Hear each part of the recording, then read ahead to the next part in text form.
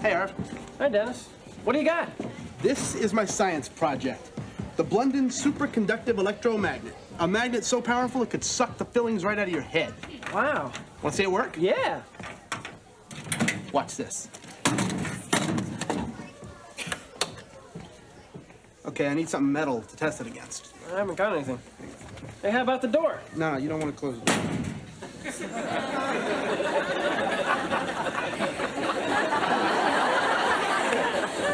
What's the matter? Go ahead, Arvid. Open the door. It's stuck. It's not stuck. That's the magnet working. Wow. That's a strong magnet. Dennis, you're going to get an A. How am I going to get it out of my locker? Well, we don't have time now, Dennis. We got to get to class. Come on.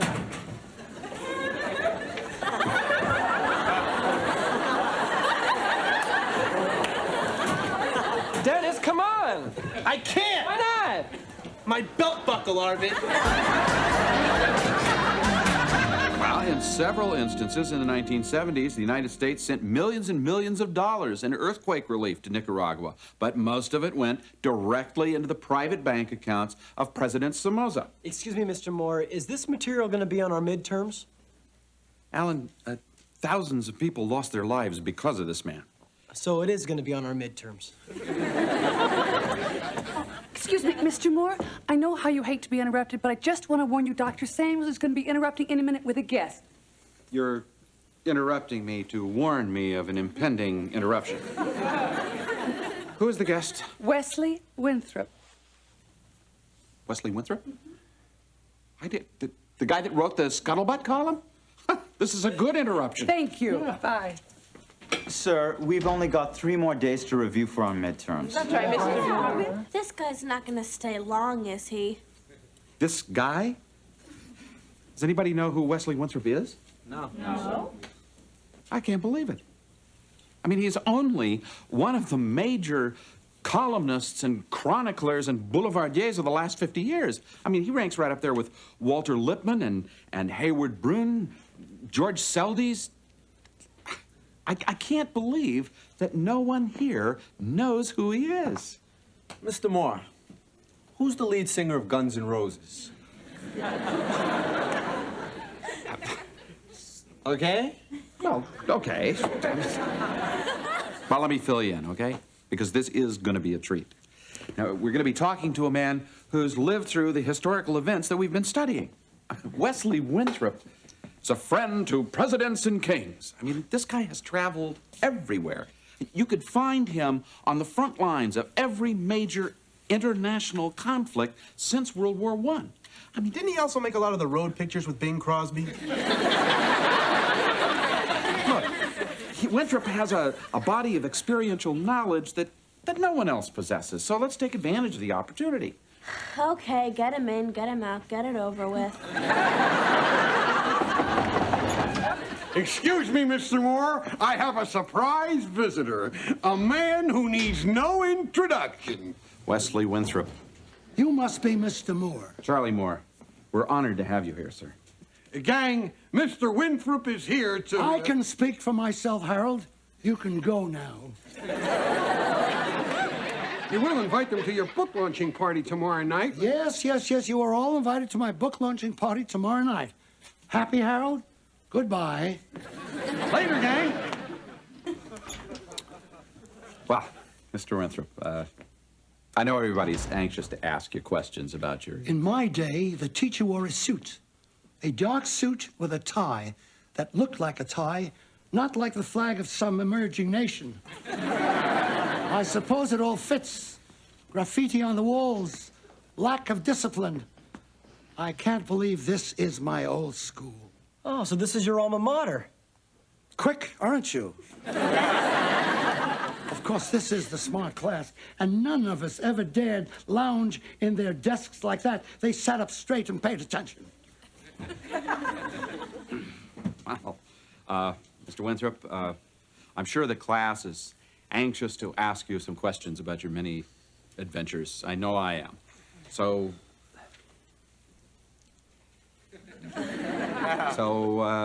we were talking about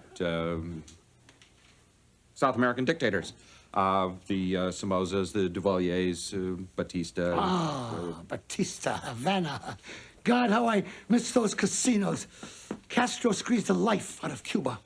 Well, of course, before Castro, Batista was sucking the blood out of Cuba. Oh, Fulgencio Batista, 1940 to 1944, 1952 to 1959, right here. Batista, the stenographer. No. You probably knew him personally, I bet. Huh? See, I don't get my history from books. I lived it. I was there. I'll tell you who was a real funny dame, Madame Chiang Kai-shek. We were at a banquet in Shanghai, and she leaned over and said, Ni hao, ni jiao, shama, but Juan Perón was no friend of mine. He took $200 off me a gin. Cheating his people, well, that was par for the course down there, but cheating at cards, that's unforgivable. But that, Evita, oh, could she rumba? Thank you very much, Mr. Winthrop. I'm sure we all learned a great deal. Right? My pleasure, Charlie. It's been quite some time since I spoke to this kind of audience. Yeah, captive. In fact, time passed so quickly I didn't get a chance to tell my favorite John Foster Dulles story. Oh, well, I'm sorry we've run out of time. I'd like to hear it. Well, I'll be back tomorrow. You could come back? That would be But great. as Doug MacArthur said, I shall return. To which I replied, you'd better. You're up $40. You're up $40. Poker game. Gotta tell you, I'm a little disappointed. Oh, come on, Mr. Moore. He's an egotistical bore. Mr. Moore, he's worse than boring. He's wasting our time. Hey, come on. He said some interesting things. Mr. Moore, here's a guy lucky enough to meet every world leader of the century. Well, what can he tell us about them? I mean, Juan Perón's gin scores aren't going to be on our tests, are they? Okay, I'll agree with you that a lot of what he said might be considered trivial. And I'll agree that he was often overbearing. Worst of all, he hated my tie. But that doesn't mean that we can't learn from him. But you don't have to think of him as an old fogey. You can think of him as an old and treasured book. Yeah, gone with the windbag.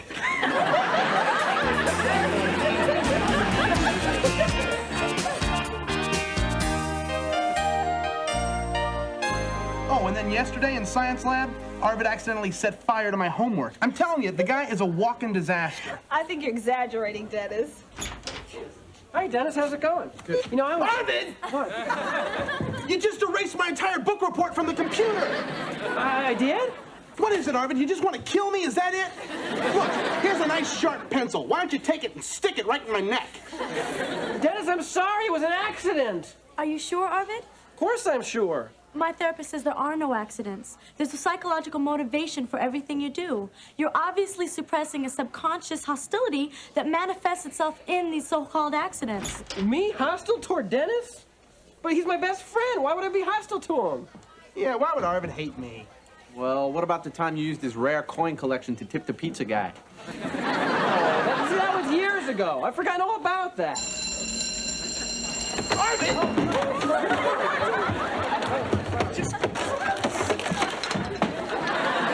Morning, everyone. Mr. Moore, could we just drill for the test today? Yeah. Well, if we have time, don't forget Mr. Winthrop is with us again. Oh, goody. I'm sure all of you are going to be particularly attentive today.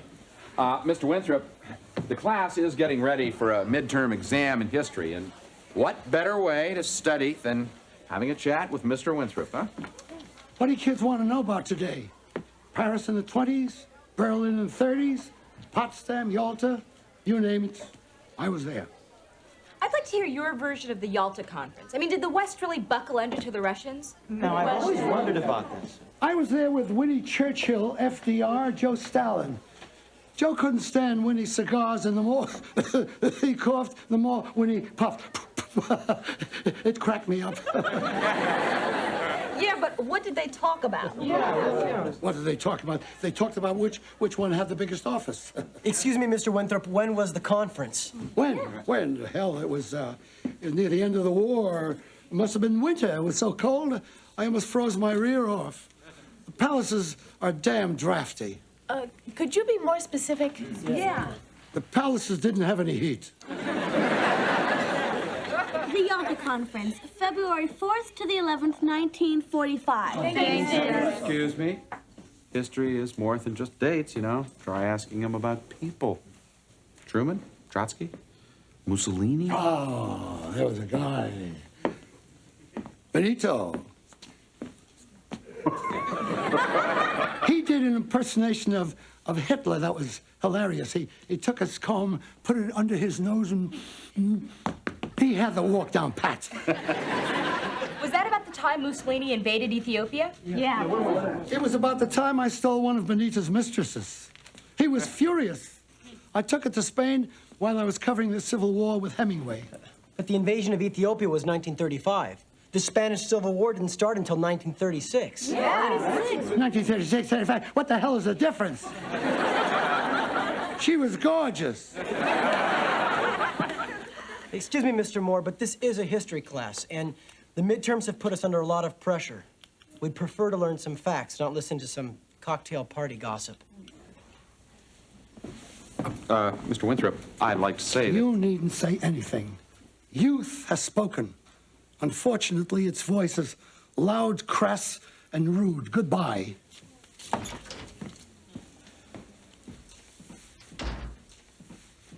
I agree with him.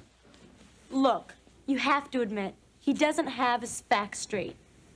Fact number one. Wesley Winthrop is 85 years old, and as far as I can determine, he has not wasted a single moment of his life.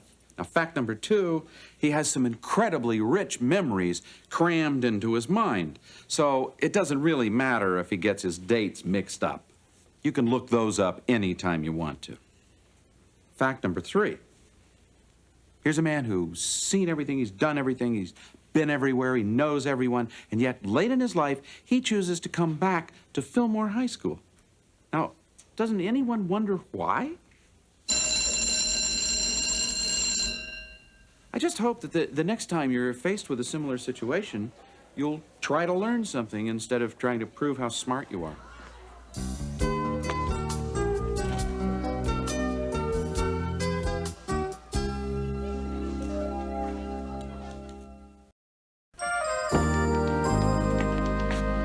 Excuse me, Mr. Winthrop, come in here. Wesley Winthrop? The man that just stormed into my office like a bat out of hell? He's in there calling a cab. What happened? Well, let's just say he and the kids hated each other. Well, now, what about the photos of him with the IHP at the book signing? And the Distinguished Alumnus Award. What Distinguished Alumnus Award? I thought of it this morning. I ordered a beautiful bronze plaque. Here, read it to me. Ooh, your school here. Distinguished Alumnus Award presented to your name here. Give me that. Call trophies or us.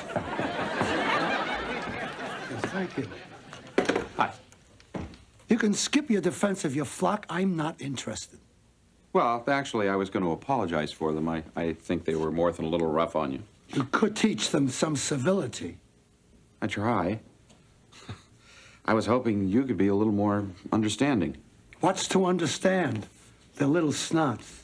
Well, I mean, there are reasons for acting so tough. I know them, so when they behave like this, I see that they're insecure about something. So? Well, in your Scuttlebutt column, you were pretty tough on everybody. Everybody deserved it. So what were you insecure about? I was only insecure once in my life. I was having dinner with Hitler, and Ava Brown grabbed my knee.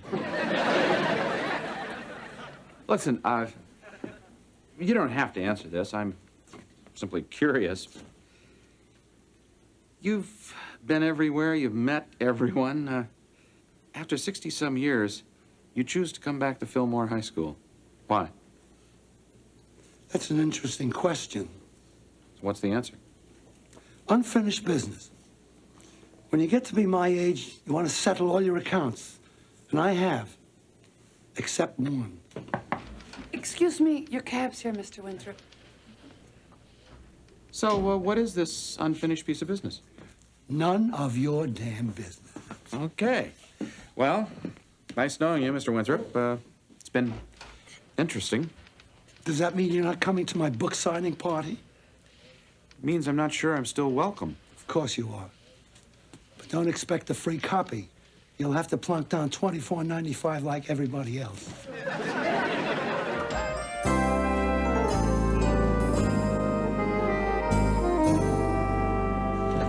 Thank you for coming, Ben. Hi. Hi. It's not a bad turnout, huh? Yeah. Where's the photographer? Oh, I was hoping to see some of the IHP kids here. Please, we've done enough to upset Winthrop. I don't want this to turn into a rerun of Geraldo. So, you decided to come. Oh, well, you know me, Mr. Moore. I like anything that has to do with books. And you know me, Mr. Moore. I like anything that has to do with Simone. You sure that's why you decided to come? Hi, Mr. Moore. We just happen to be in the neighborhood. Oh, what a surprise, yeah. Great. I think you're in time to hear Mr. Winthrop read from his book. Oh, great. We made it. Thanks. And then there was the time you changed the date on my watch. I was the only kid in school that Saturday. Maybe Maria's right. Maybe I am still angry with you. Go ahead, Arvid, get it all out. Maybe I will. Maybe I want to get back at you for all those years of practical jokes. The dribble glass, the kick me sign, the electric toilet seat. Oh, and the time you put a mousetrap in my pocket protector. Are you finished? Yes. Are you sure? Yes. Would you like to get off my foot? Oh, sorry. What are you hooligans doing here? Read the sign. This is a bookstore, not a bowling alley. Mr. Winthrop, I'm sure we'd all love to hear you read from your book. As my old friend Milton Friedman said, there is no such thing as a free lunch. Now that you've had your wine and cheese, you'll have to pay for it by listening to me. Here's one of my favorite passages. I was in Paris when Lindbergh landed. He could never stand missing one of my dinner parties. But my Marlin was 10 pounds heavier than Hemingway's. After that, Papa never sent me another Christmas card.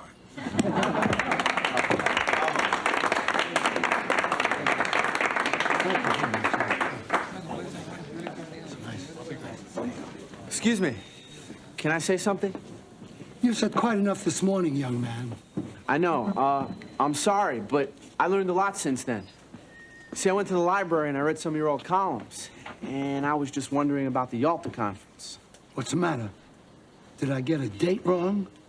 No. I was just really interested in that story about when you took the chicken soup up to Roosevelt. I mean, if he was really that sick, it's no wonder he couldn't negotiate a better treaty with Stalin. Yes? Well, that changed the face of Europe and possibly contributed to the Cold War. You know, it all makes a lot of sense now. Well, thank you. Mr. Winthrop, I just want to say we're sorry if we hurt your feelings. Yeah, I guess we can be a little difficult to get along with sometimes. But then again, so can you. Yes, Patton said the same thing about me. Ladies and gentlemen, I would like to present this trophy to Wesley Winthrop, one of Fillmore High School's most distinguished graduates.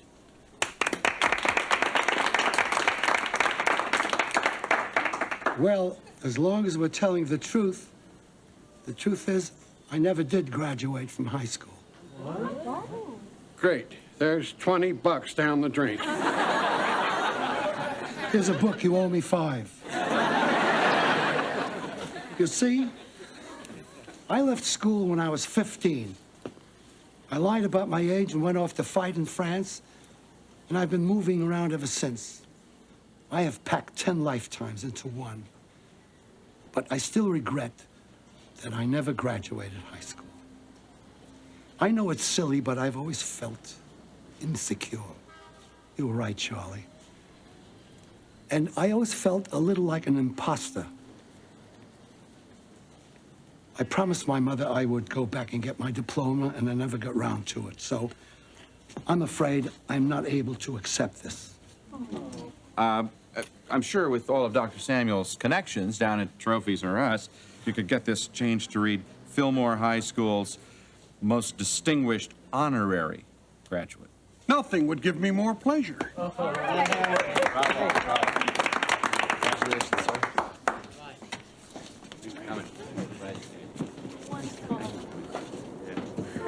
Thank you, Mr. Winter. Listen, it has been interesting. I wanted to tell you, you're welcome to come back to my class anytime. Thank you. Just one thing. Sure, what? Burn that tie. Listen, you want to get some coffee? Yeah. Huh. I'm really quite curious. How did you go about stealing Mussolini's girlfriend? It wasn't easy. I'll bet. Was she Italian? Was she ever? Hey, Dennis, you finally got your locker open, huh? Yep. And now I'm gonna get Arvid back once and for all. Aw, don't start up again. Haven't you learned your lesson yet? Just one more. I'm gonna crazy glue his locker shut. Dennis, listen, I just want to tell you that I'm sorry for everything that's happened the past few days. I take full responsibility for all my actions. Really? Yeah, listen, we've been friends for so long. I just hope there's no hard feelings. You're right. Hey, what do you say we start over fresh, huh? Hey, can I buy you lunch? Well, I think we better go to the nurse's office. How come? Well, I just crazy glued our hands together. What? It was an accident. Hey, guys. It's great to see you finally make up. Make up! I hate you! Just start walking into it. This way. I know. Over there. Come on. Oh, Dennis.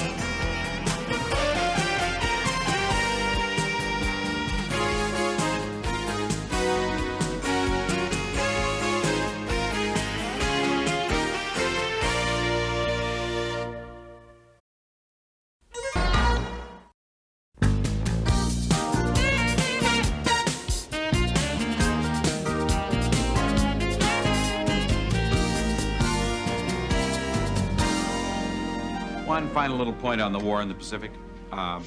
Raising the flag in Iwo Jima. Oh my God, there's a spider on my desk. Get it off. Hang on. Look out. Look out. Ow! Oh. Ew, Dennis. Guys, it's just licorice. Come on. Who wants some? Dennis, this is the last warning, okay? Now, one more gag, one more word, one peep out of you, and you're gone. You're out of my history class. You got it? Yes, sir. I'm sorry. Spider? No, of course not. So, where was it? The raising of the flag on Iwo Jima? That was a reenactment. The photographer had to ask the Marines to do it over again because he missed it the first time. I'm sorry, could you repeat that? I missed it the first time. That's it, Dennis. You're gone. You're out of here. Well, there's the bell. I think we're all out of here. No, you're gone. You are out of my history class. Mr. Moore, come on. I'm sorry. I got a little carried away. It won't happen again, I promise. I know it won't happen again. Goodbye, Dennis. Come on. One little joke. It just slipped out. Please do the same.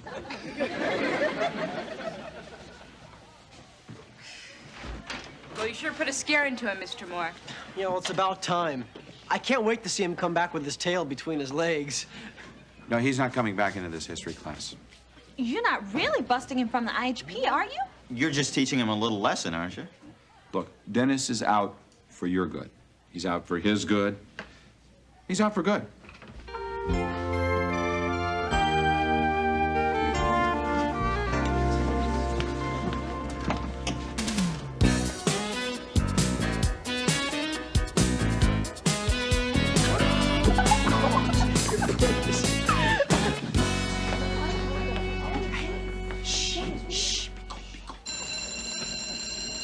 Okay, good morning, everyone. Good morning. Let's start out. Who can tell me something about General Joseph Stilwell? Nobody, huh? Okay. Vinegar Joe Stilwell earned his nickname. Mr. Moore, before you start, if I could take a minute, I just want to tell you that I've had a chance to think over the way I behaved in class yesterday, and boy, was I out of line. I want to apologize to you, to the entire class, and give you my sincere promise that this will never, ever happen again. Dennis, I'm sure we all appreciate it. I know it'll never happen again. Great. Excuse me, Mr. Moore, I have Dennis's new history assignment here. What? Dennis, you're now in Mr. Parrish's first period remedial history class. Remedial? Remedial? Dennis, it's the only other history class in first period. What? Fillmore can't rearrange its schedule just to accommodate you. Yeah, but remedial? Mr. Moore. Oh, God, you had me scared. This is a joke. Woo! I was worried there for a second. All right, where were we? Joe Stilwell? Joe? Still. This is not a joke? Remedial. Remedial.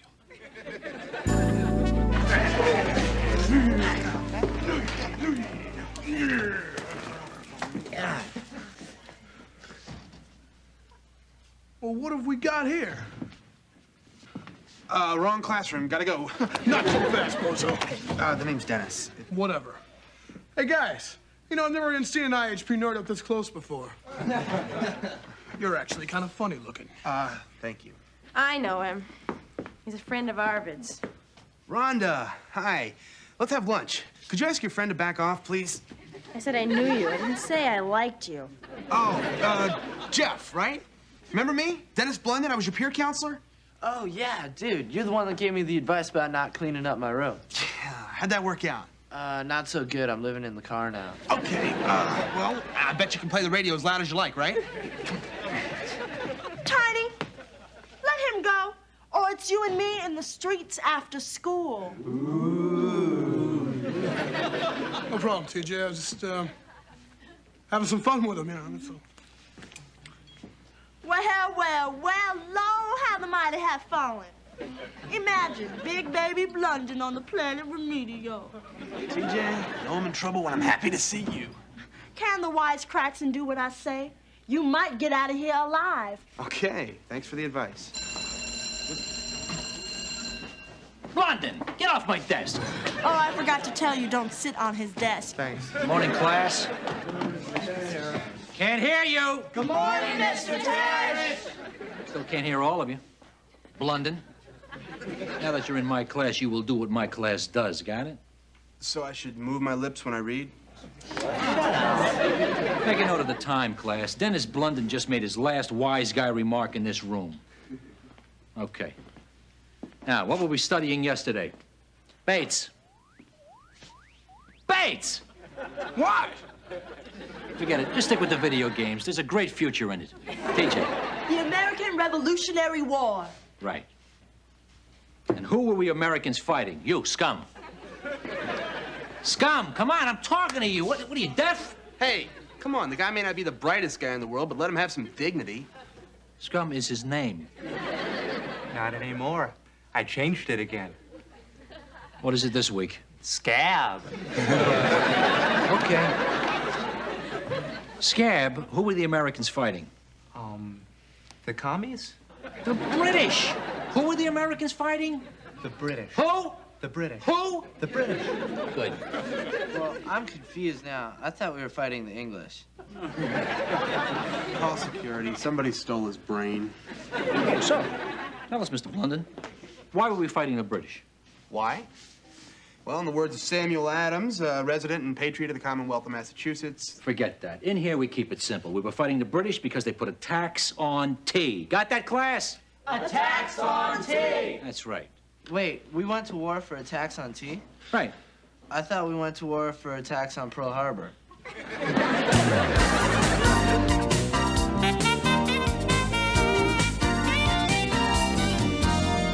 Mr. Mr. Moore, this is going far enough. Blunden has learned his lesson. He's apologized. It's time he's back where he belongs in the IHP. Thank you, Dr. Samuels.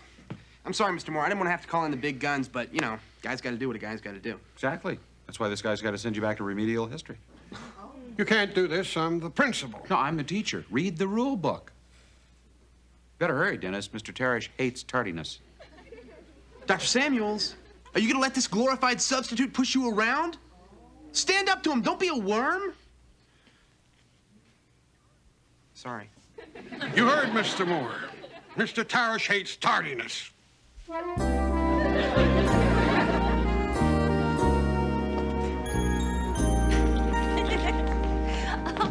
Well, here he is, the king of remedial. Dennis, are you sure you want to join us for honors English? Yeah, Dennis, remedial reading is starting a new episode of Spider-Man today. And while we're in calculus, why not try remedial arithmetic? Yeah, I'll help you out. 1 plus 1 adds up to... At 2, Arvid? That's good. Remedial Latin. You know, you guys think you're so special. Well, somebody ought to put you right in your place. And who's going to do it, the remedials? Yeah, maybe. Yeah, how about a challenge, huh? The remedials against the IHP. Oh, come on, Dennis. In what? Breaking and entering? No, in an academic competition, a question and answer face-off. Dennis, you're losing it. Definitely, We'll see who's Dennis. gonna lose it. Are you guys in, or don't you have the guts? Oh, come on. Oh, he's serious. Listen to me, I'm serious. Okay, all right, fine. You're on. Fine. Okay? Fine. Yeah, sure. I'll see you there. Great. This is your newest gimmick to get back into my class, Dennis. I got to tell you, it's not going to work. This is not a gimmick. We will meet you on the field of battle. Man for man, brain for brain, IHP against the remedials. Oh, God, what have I done? Dennis, run this by me one more time. You what? I challenge the IHP. All right, a rumble. We'll kill him. We got the size, we got the weapons. Relax. This is not a rumble. This is an academic competition. All we do is answer questions. What gives you the right to make challenges for us? You ain't even been here a week. The guy's a joker. He's just pulling our chain. Hey, come on. I have never been more serious. Oh, yeah, right. You're serious? This is from a guy with a locker full of rubber chickens. I am telling you, we can beat those guys. I know the IHP and I know their weaknesses. Yeah, and we know ours. We're dumb.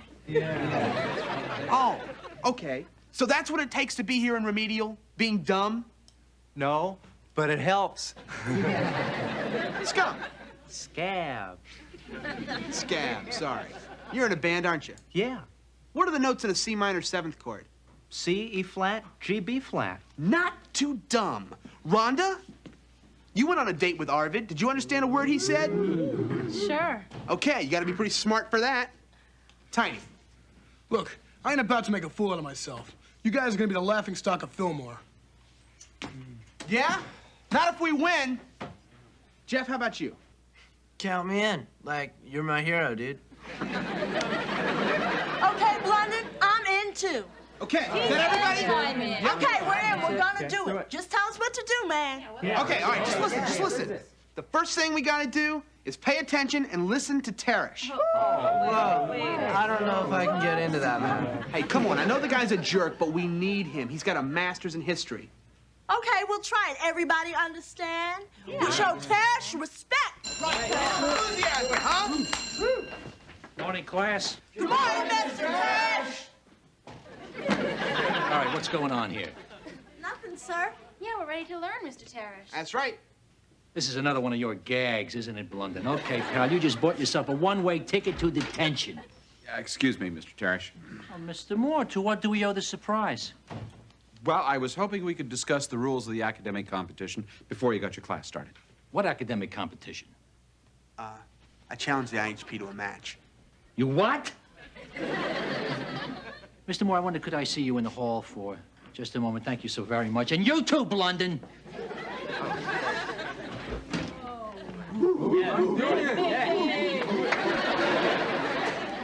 Hey, come on, hey. I don't know what's going on here, Moore. This is all a setup for you to humiliate me in front of the school, right? Look, Mr. Tarish, this was Dennis's idea. Absolutely. Oh, well, now I get the picture. You threw Blunden out of your class so he'd wind up in my class so he could get my class to challenge your class, right? Right. And I'm the one that ordered the 14 pizzas for you last Halloween. You put me on now, right? Don't think I didn't know that. Look, we'll make it a fair contest, okay? We limit the number of questions, and we choose a subject of which both teams could have equal knowledge. Like what, the ABCs? Well, I was thinking of the Revolutionary War, say the Battle of Saratoga. Yeah! I did my master's thesis on the Battle of Saratoga. I know that. What's the catch? There's no catch, Frank. Look, you're an expert, so all you have to do is teach the kids in there what you know. Come on, Coach Terrace, give us a chance. They want to learn. I don't believe it. They said good morning to you real nice, didn't they? And they didn't even mutter anything under their breath. That's true. Of course, it's frightening to you, Frank. Why not? Okay, Moore, you're on. All right! Come on, Blunden, we got work to do.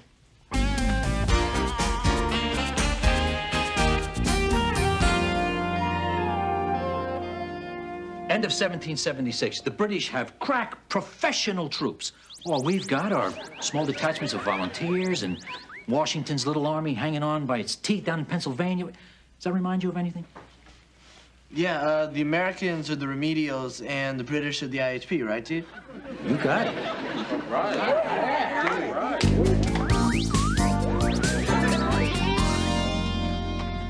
Hi. Hi. Hi. Well, where is everybody? I thought we'd scheduled at least one practice. Oh, well, some of them felt they didn't need it. Well, at least the two of you showed up. Well, actually, I came to tell you no one was coming.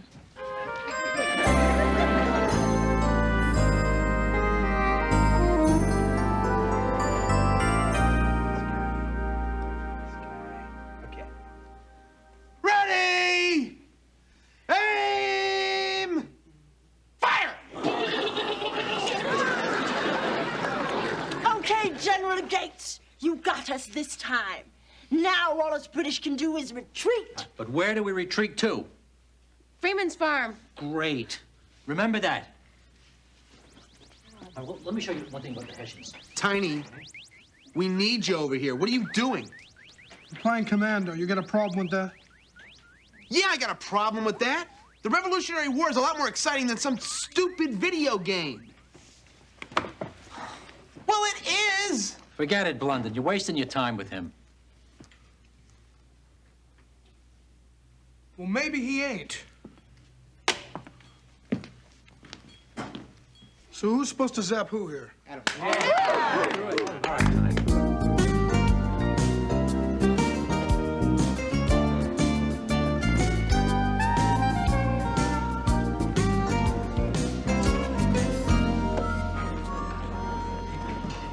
Rhonda. Hi, Arvid. This is kind of funny, huh? Meeting on the battlefield like this. Even though you're the enemy, you're still cute. Listen, I'd be happy to miss a question or two if you think it'll help. Thanks, Arvid, but we just might beat the pants off of you. Okay, the IHP against the remedials. This shouldn't take very long. Elected topic will be Battle of Saratoga. Each team gets to question the other team in turn. First team to score 25 points wins. Excuse me, Dr. Samuels? To make sure that Dennis doesn't answer all of the questions, we'd like to add a rule that no one can answer more than 3 questions. Sure, fine, no problem. You got it. Should be out of here in 5 minutes. Janice, first question. Name the commander of the British forces in the campaign and 2 of the officers who served under him. General Burgoyne, under him was General Fraser and the Baron von Riedesel. Correct. There will be no demonstrations, remedials. Your question. Okay, who was the British Secretary for America at that time? Lord Geoffrey Germain. Close. Lord George Germain. This is gonna be tougher than we thought.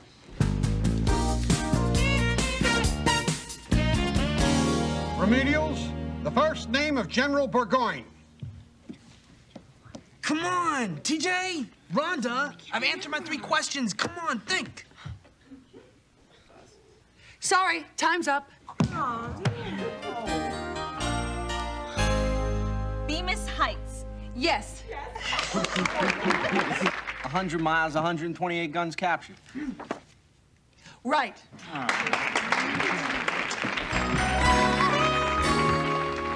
Brigadier General Simon Fraser.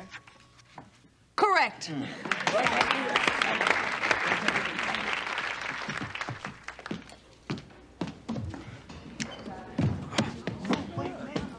Tiny, where you going? I can't stand watching them lose, man. Neither can I. That's why you're taking my place. I can't do that. Why not? Because I don't want to look stupid. Tiny, you can't look stupid if you're not stupid. You know the first person that ever called me that? What? Not stupid. What should I do? I hope you're right about this. I'm right. Because if you're not, I'm going to bust your face.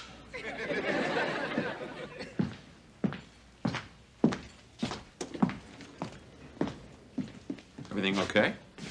I just hope he's not stupid. Tiny, what are you doing here? I'm taking Dennis's place. Are the remedials ready? Yes! The IHP question? Describe General Gates' strategy for the final assault on the British. I'll take this one. All right. You gotta visualize the entire thing like a giant video game. I'm General Gates. Now, first I hit them so that they retreat to their stronghold at the Belcarries Redoubt. And that's 5,000 points. If I try to go directly after them from there, I blow it. Out of the game. Gone. I've got to move to the north against the Bryman Redoubt. If I get away with that, that's another 5,000 points. Now I've got my artillery. And it's goodbye Freeman's Farm. 50,000 points, end of game. He's right.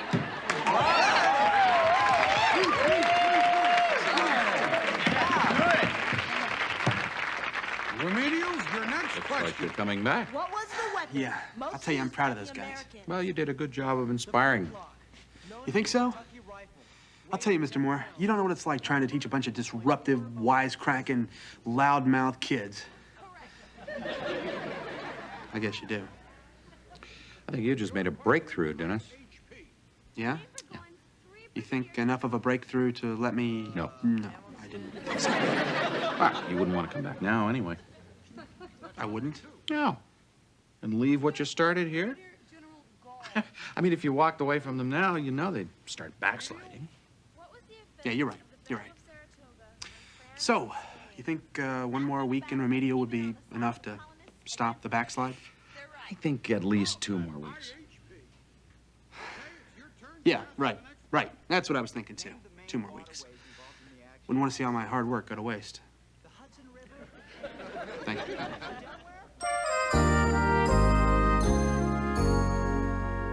The first correct answer wins the match. IHP, your question. What was the name of General Gates, chief engineer? Say it and spell it. Kosciuszko. Kosciuszko. Correct.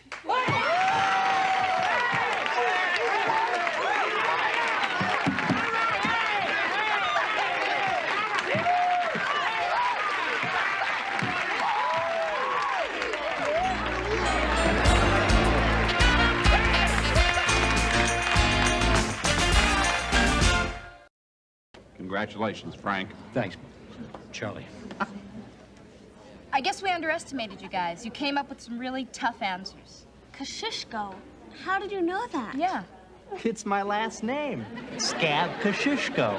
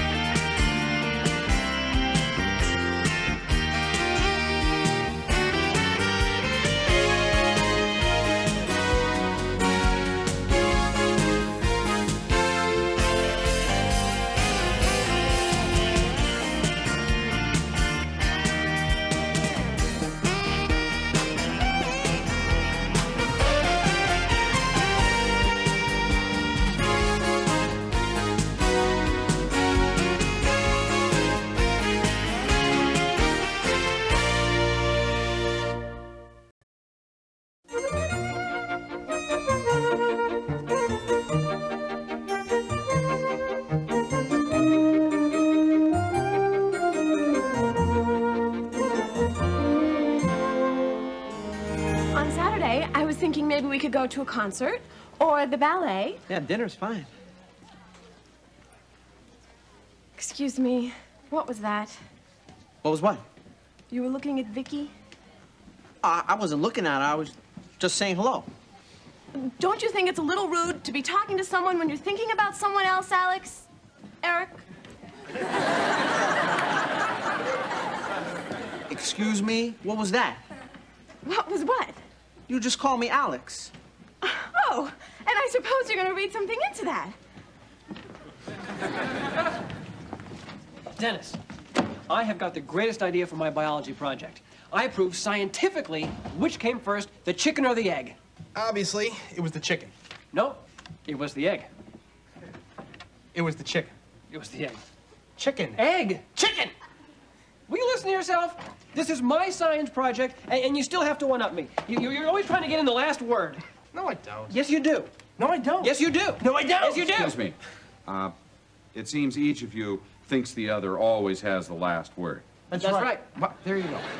Now, each of you has had the last word simultaneously. So the next one who speaks to the other loses.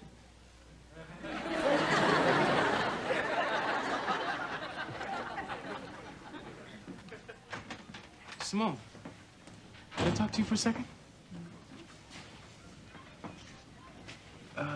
Tell me if I'm out of line here, but would you like to go out Friday night? Oh, Alex, that is so sweet. I'm so flattered. Was that a yes? No, Eric and I, well... Hey, I understand. It's cool. No! I mean, Eric and I go out, sure, but we're not exactly, you know. You know? No, I don't know. Which is it? I don't know.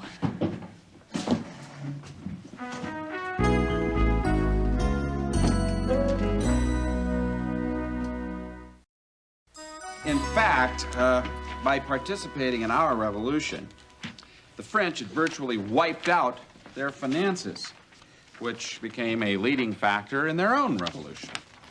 And so, with the help of this nifty little bibliography, I'd like, say, 1,500 words by Monday, comparing the two revolutions. Au revoir, mon ami. Bye, Mr. Moore. Oh, come here.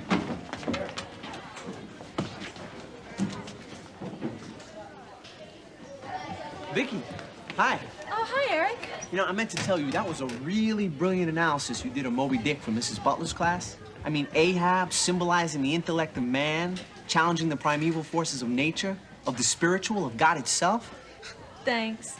I also liked it because the fish won. Oh, that too.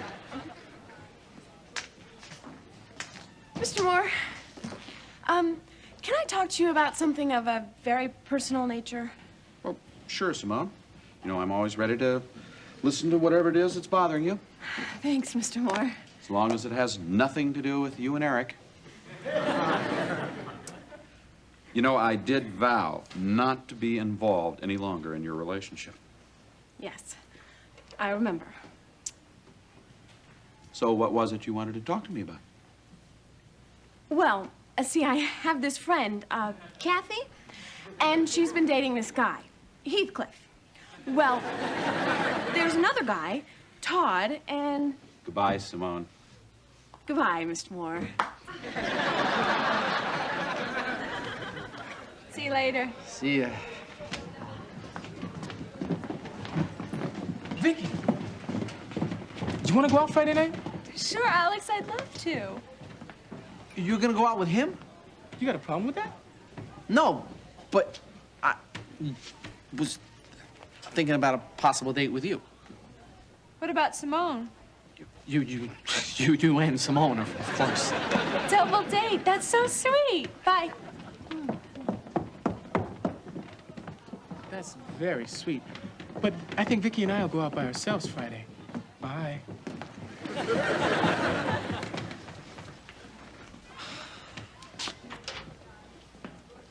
Hey, Mr. Moore, can I talk to you for a minute?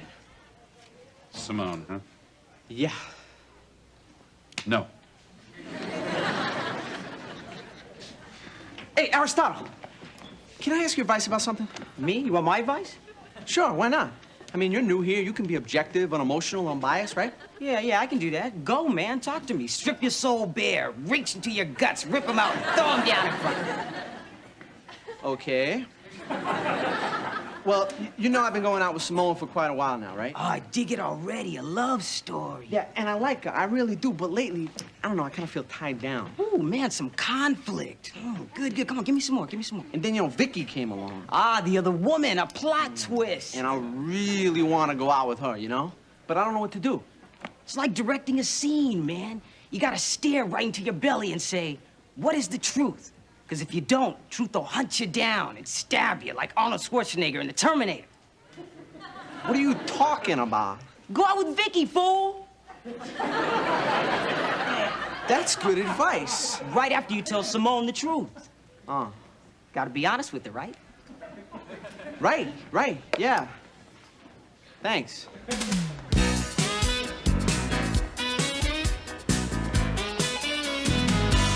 Hi, Simone. Hi, Alex. Alex, when you asked me out yesterday, were you serious? Yeah. Do you still want to? What about you and Eric? Oh, don't worry about Eric. Hey, I just stopped worrying. Great. If you like art, I'll show you my favorite place in the whole city. That sounds like fun to me. Okay, see you Friday night. Friday night? I really want to go out with you, Simone, but, It's me, isn't it? Oh, I'm so pushy and overbearing. I hate myself. No, you're great, Simone. Look, we're on for Friday night, definitely. All right?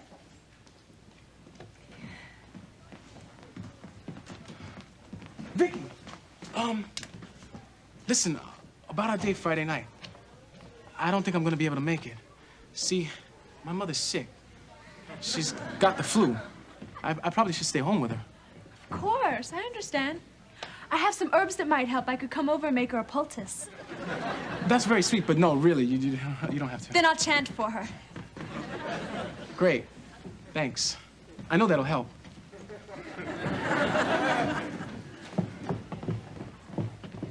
Hi, Eric.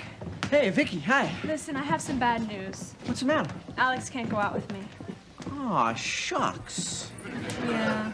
His mom is sick. But I was wondering, would it be okay if I still tagged along with you and Simone on Friday night? Well, sure, it'd be great for you to come along with us. Except, I don't think Simone can make it. But if you'd like to go out with me Friday night. Simone won't mind? Mind? Huh, Simone doesn't have a jealous bone in her whole body. But if it makes you feel uncomfortable, then we just won't mention it to her. Now, do you like art? Sure. Then I'm gonna take you to one of my most favorite places in this whole city.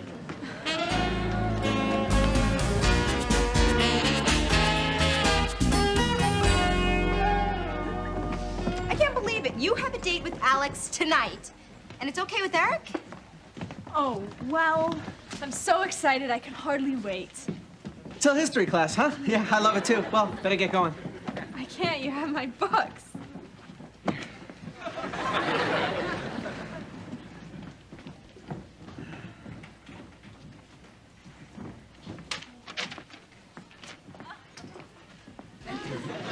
Told you to, I don't want to talk about this.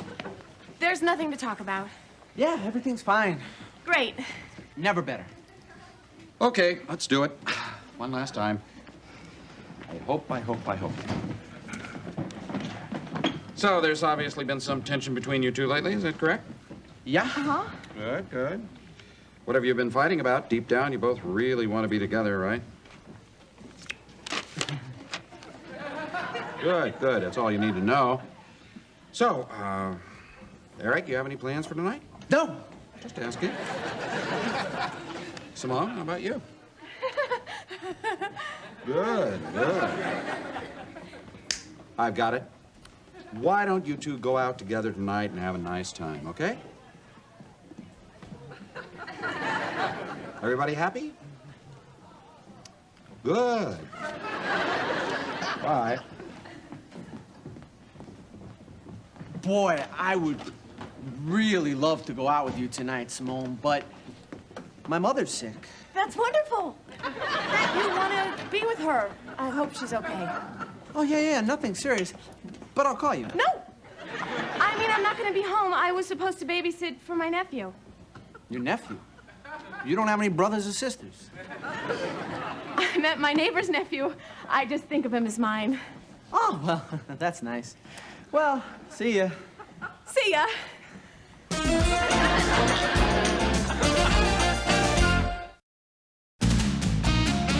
Sit down, boy, sit down.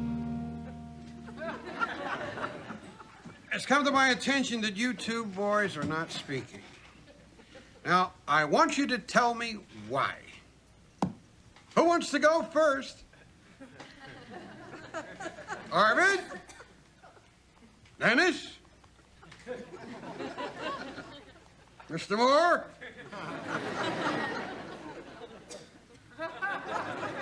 Funny. Very funny. Well, I'll tell you, I'm just going to sit here and not say a word until somebody tells me what's going on.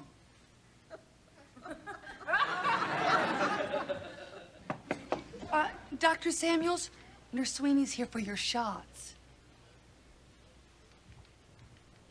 Is everything all right in here? Could you come back, Nurse Sweeney? I think they're praying.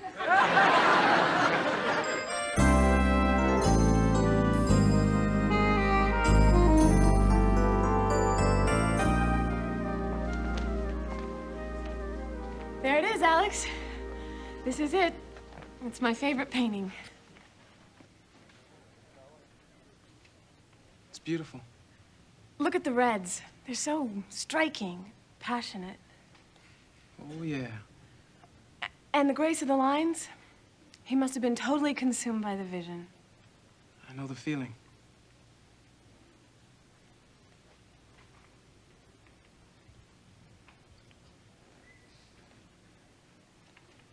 Come on. I want to show you the Jackson Pollock. It's in this room. I think it's one of my most favorite paintings. Here it is. What do you think? It's interesting. I don't usually care much for abstraction, but I like his color sense. It's really powerful, you know? Almost angry. I bet he ate a lot of meat. You have a very interesting perspective on things. I like that. And I like the way you listen to me. Like you take me seriously. I do take you seriously. I mean, I've known a lot of girls, but you're nothing at all like... Simone? What? Simone, look! Wait, where are you going?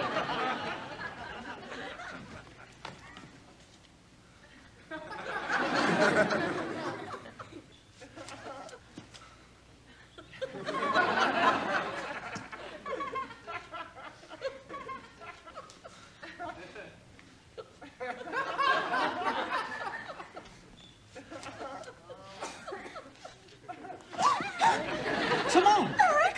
What are you doing here? What do you mean? I thought you were babysitting. I am. I brought my nephew, who's really my neighbor's nephew, to the museum for some culture. Right now, he's crawling around the Italian Renaissance room. Oh, yeah, right. You expect me to believe that? Italian Renaissance? Oceanic art? Well, what are you doing here? You said your mother was sick. She is, and I'm very depressed about it. That's why I came here, to look at our painting. Oh, Eric. I'm sorry about your mother and about doubting you, and I've done something just terrible. Please forgive me. There you are. What's going on here? I can explain. Eric, what's going on here? I can explain. See, Simone, why did you run away? Hey, what's going on here?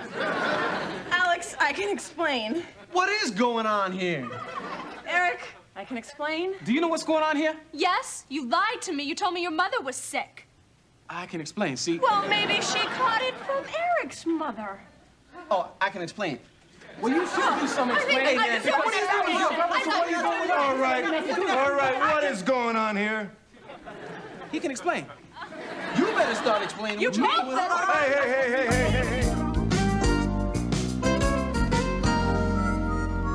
And interestingly enough, on the very day that the Bastille was stormed, the King of France entered one word in his diary.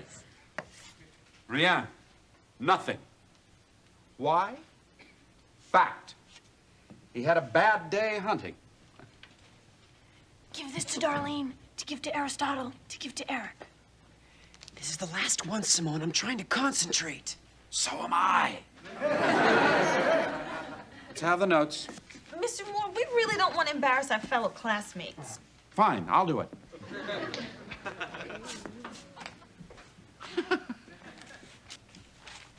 Feels like a paper drive. All right, here. I really care about you, Vicky.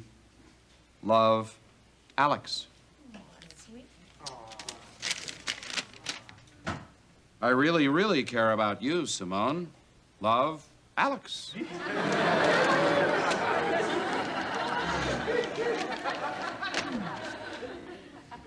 I chanted for you last night, Alex. Don't be surprised if you get a boil.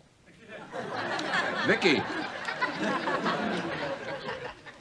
Vicky, believe me, it wasn't my fault.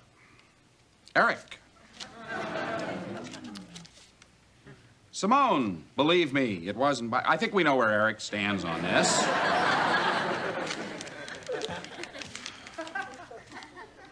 Eric, you're a jerk. I hate your jacket. I hope your zippers rust. Simone.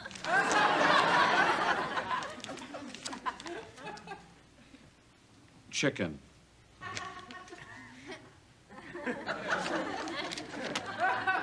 Egg.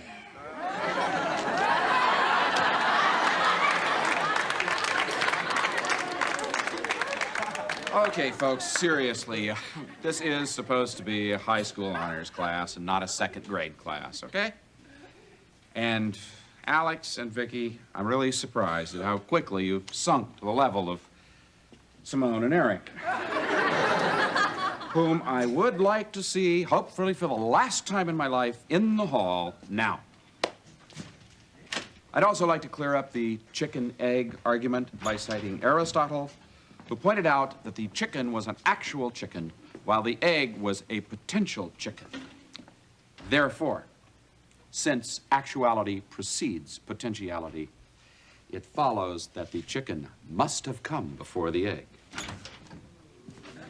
Aristotle, did you really say that? You two do have a lot in common with Marie Antoinette and Louis XVI. Because of their dishonesty and their inability to face reality, they failed to notice that the world was crumbling around them. Now, of course, your world is smaller, but it's crumbling. In my classroom. We're sorry we disrupted class, Mr. Moore. And I think I know what you're going to say. We should try and resolve our differences. Yeah, I'm willing to give it another try. Well, I'm not. What? Oh, look, Eric, you've been flirting with Vicky since the first day she walked into class. Now, obviously, you're trying to send some kind of signal to Simone, so why don't you just come out and say it? Well, go on. Simone, I guess the truth is, I want to go out with other girls. Oh, Eric. Oh, Simone, come on. I mean, you enjoy Alex flirting with you. You've done everything in response, short of drop your hanky. Mr. Moore, now really. Hey, come on. Just be honest. Well, Eric, you were my first boyfriend, and you're wonderful. But after going out with Alex, I don't know how to say this. It's okay. I think I understand. I'm glad that I could bring you two apart.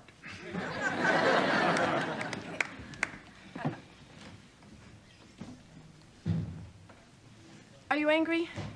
No, not at all. I'm just sorry I had to put you through all this. Don't be. I'm not. Eric, we've had some really great times together. I can't even begin to tell you what you've meant to me. when I first met you, I was just a girl. I've grown so much with you. I guess we both have. Now it's just time to move on. You know, it's funny, because now that this is all over, I feel like this huge weight has been lifted off my shoulders. I know, me too. And this is nothing at all how I thought this would feel. I know. I don't think you do. I feel sad. I know.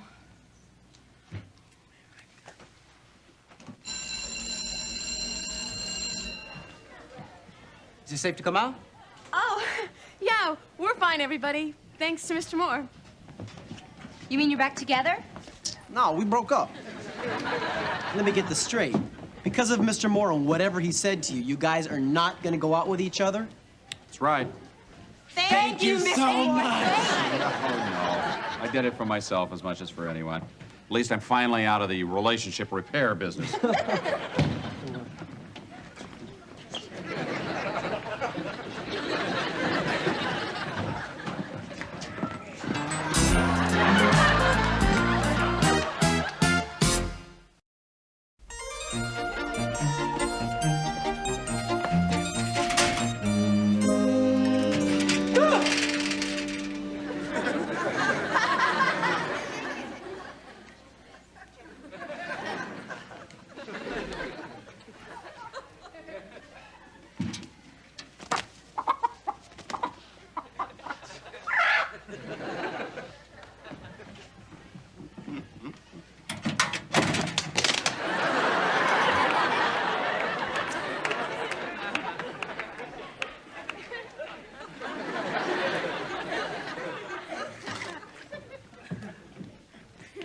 Well, this proves one thing.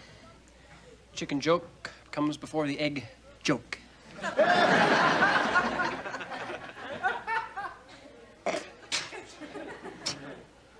Dennis, we have to talk.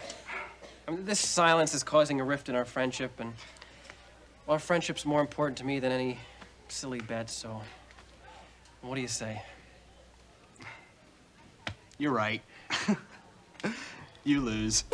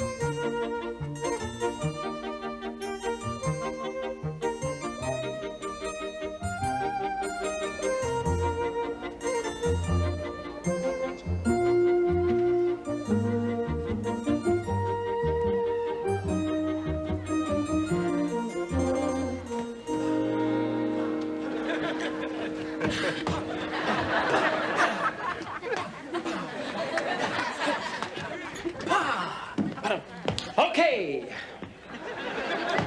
Who will be my partner for the dance contest? Simone. Oh, Arvid, I'm really not a very good dancer. Sarah. I don't think so, Arvid.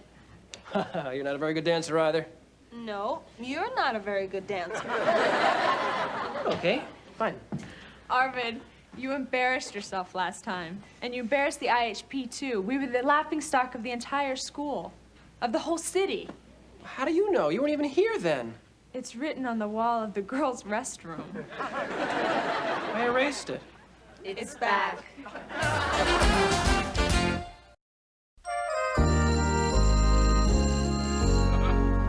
Morning, everybody. Morning. Listen, I want to tell you before we start, I volunteered to be the disc jockey for the all-city dance contest. Well, that's great. And I'm hoping that you guys are going to participate, too. Hey, decorations. I bet we could do a real job on that gym, you guys. Great. We appreciate it. I was hoping, actually, that some of you were going to participate in the contest itself. No. I won't, Mr. Moore. How about the rest of you? Mr. Moore, we don't have time for that sort of thing. We'd rather study for our midterm. You know, it seems you like to compete in areas in which you already excel, like science fairs and academic meets. At least Arvid has the courage to try something that he's not very good at. Sorry. I'm much better now, though. I've been taking Arthur Murray classes. And I rented Saturday Night Fever and Dirty Dancing. Are you sure it wasn't nerdy dancing? Let's face it, Mr. Moore, dances to us are as intellectually stimulating as the Gong Show. Yeah, and what are you going to learn from a dance? Quite a bit, actually. Name one. The Charleston. I learned that in my Arthur Murray class.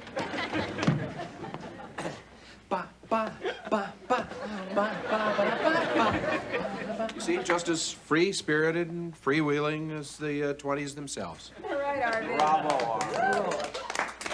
It was also one of the first times whites did a dance that was based on black dance moves. The white culture is starting to rip off the black culture. So, name another dance. Hey, the twist. Huh? The twist. Now, this was the first dance in which couples danced apart.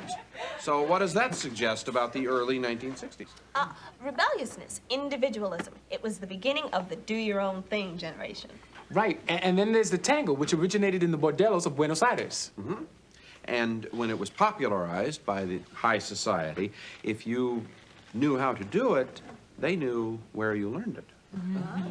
Times must have changed, because I learned it from a nun. What are you doing? The tango, baby. Well, why didn't you say so? Very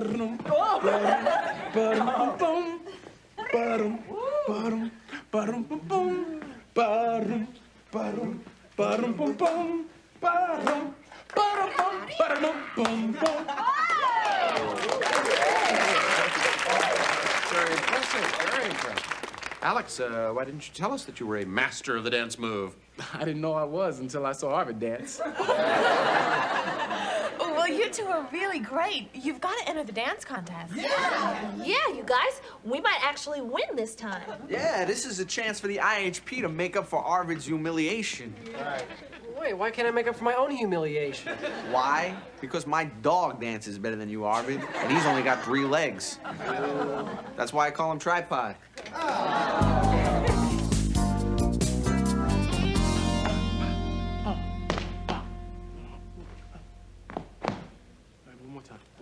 What do you think? They're great. At last, I'm going to win the All-City Dance Trophy. Just a little pointer, kids. Here's a little move that won me the Army Corps of Engineers Dance-a-thon on Guam.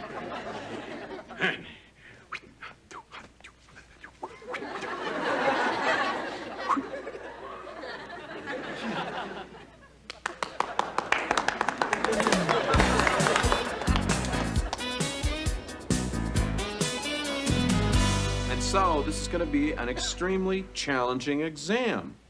We got a lot to cover in the next 3 days. I just want to warn you. Sorry I'm late. Actually, Alex, you're not late. You're early for tomorrow, which is when I'll see the rest of you, except for you, Mr. Torrey. I'd like to know, where have you been the last couple of days? Practicing with TJ. See, this is her only free period. Alex, you know, I have been covering a lot of ground in here. We have a very tough exam coming up. Don't worry, Mr. Moore, I can handle it. Hey, I'm a really smart guy. Yeah, so am I. I made up the exam. Well, I thought you wanted us to be in this contest. Well, I do. I just want you to remember the rest of your responsibilities. I know, I know. Hey, check out this move. Boom, boom, boom, boom, boom, boom, boom.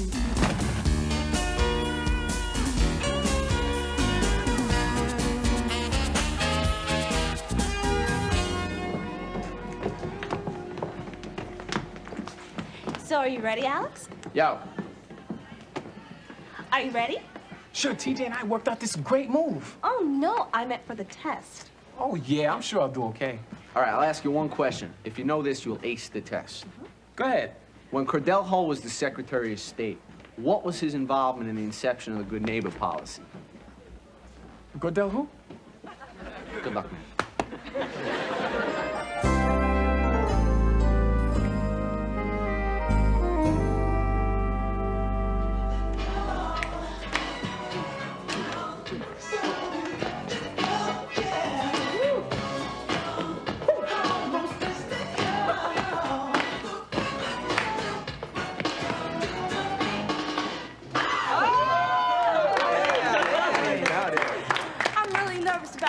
Alex. Hey, don't be nervous. You're good, I'm great. We're gonna kill him.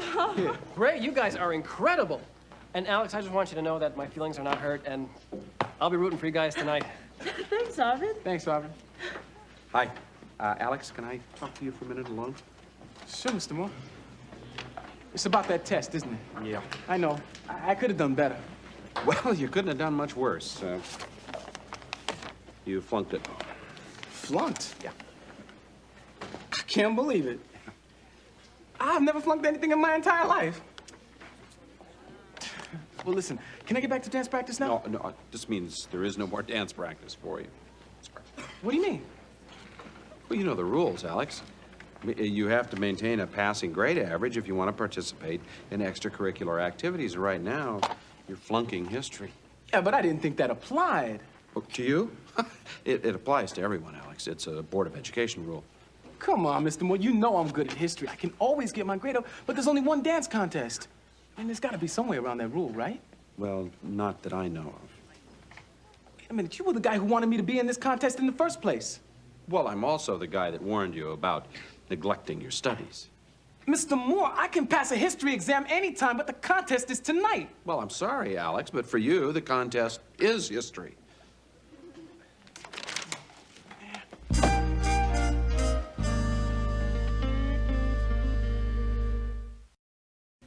Oh, come on, Mr. Moore. We've been working hard, real hard. Look, TJ, I'm truly sorry that this has happened, and I'm sure that you can find a replacement.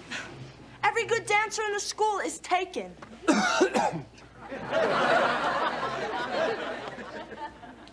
Hey, wait a minute. I may not be in the same league as Alex, but I'm not going to embarrass anybody. I've been working on a few steps. Check me out.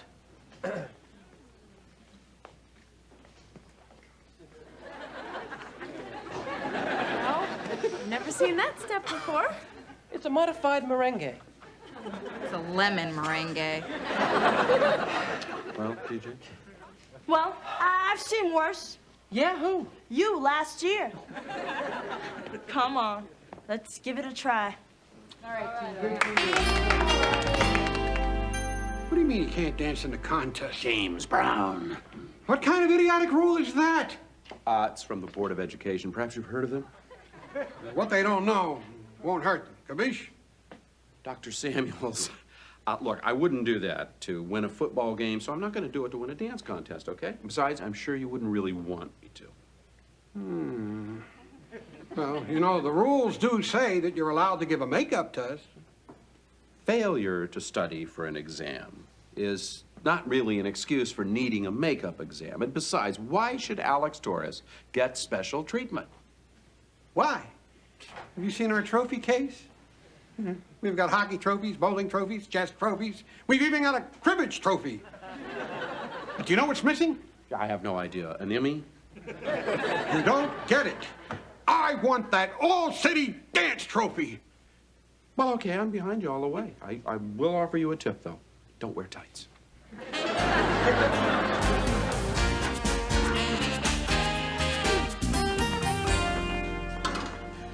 What are you doing? Oh, he's quite brilliant, actually. The odor eater method. I just follow these until I get the steps memorized.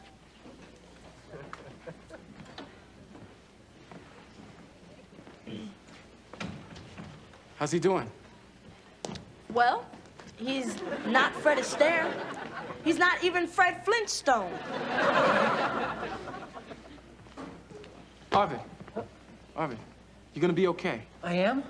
Yeah, just let me show you a few things. Oh, forget it, Alex. Godzilla moves nicer. You know, he's right, Alex. I'm starting to panic. Look, don't pay any attention to these guys. And you don't need these. Oh, come on. Come here. It's real easy. Here. A 1, 2, 1, 2, a 1, 2. Oh. You know, if you would have cracked open a book once in a while, this never would have happened. You're right. I screwed up. I didn't get my priorities straight, and now I gotta pay the price. No, I think I'm paying the price. Come on, shut up and dance. Let's go. And 1, 2, 1, 2, 1, 2, 1. That's it. 1, 2. Now smile. And 1, 2. There you go. Get down. Hey, Arvin, let me show you what comes next. We're doomed. Actually, I think we're gonna come out all right. It would have come out all right if you'd have given Alex a makeup test. Well, Dr. Samuels, that's what I propose to do. Really, Mr. Moore? You gonna give me another chance? Hey, if you work with somebody, usually they come around. It's kind of late. Contest begins in 4 hours. He'll never make it. We'll help him study, Mr. Moore. Yeah, absolutely. We'll set up continuous tutoring until the contest. Well, what are we standing around for? Let's do it. Wow, I'm so happy I feel like dancing. Arvid, actually, I think you should continue practicing. There's no guarantee that Alex is gonna pass this exam. Feet, don't fail me now.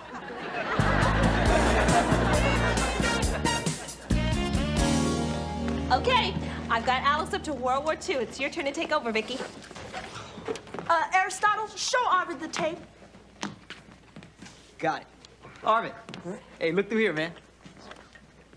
It's an old Jerry Lewis movie. No, dude, that's you.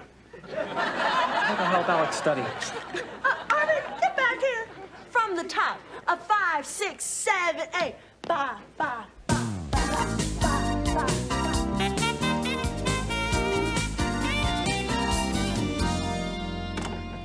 Here you are. Alex, I want to say good luck on the test. Mr. Moore, thank you for giving me another chance.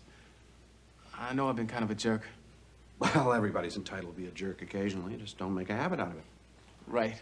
So, How's he doing? I don't know. He just started. Just started? We're finished.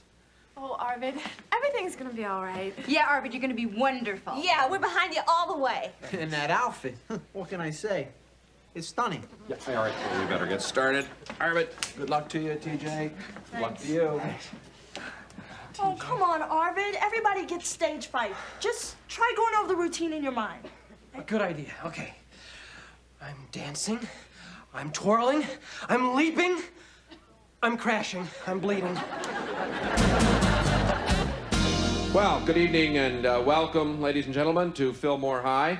For the third year in a row, kids are set to prance to cop the top slot in the all-city dance. Now, everybody needs a jam to bust a move, and I'm Charlie Gimme More, here to dig a deep groove. Give me more, give me more. What kind of name is that? Well, I can throw down a mix that'll knock you flat, and so gimme more is what you'll be crying till your feet are dead and the night is dying. Right now, with the eager aid of Eric, my engineer to the inner ear, we are ready to drop this one. So kick it to me one time. Our first contestants from Bronx High School, Hetty Posey and Rosario Roberto Jr.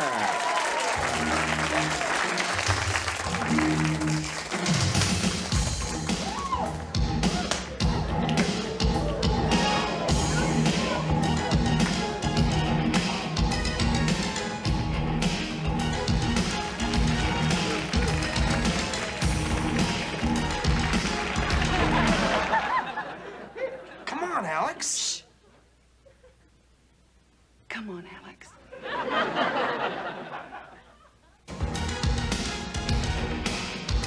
What is that, Arvid?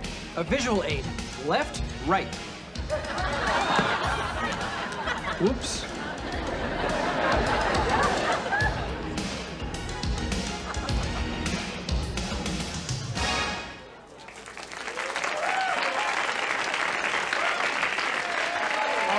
You better hose down the floor. I smell smoke. Let's hear it again for Bronx Science. Okay, first one's done. Right.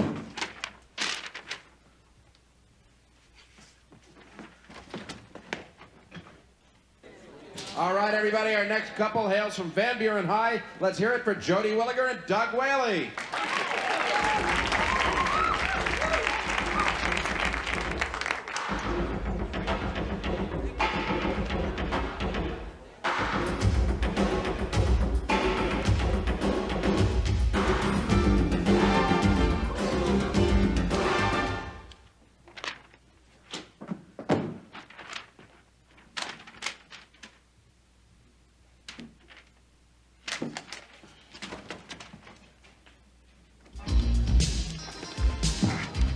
number 2. I think you'll like it. It's different, it's interesting.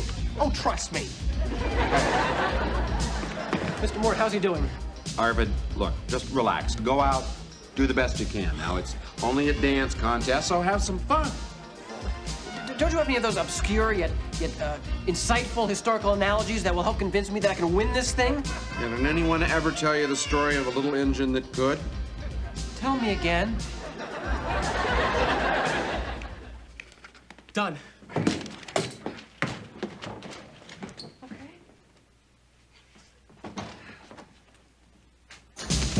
Last one.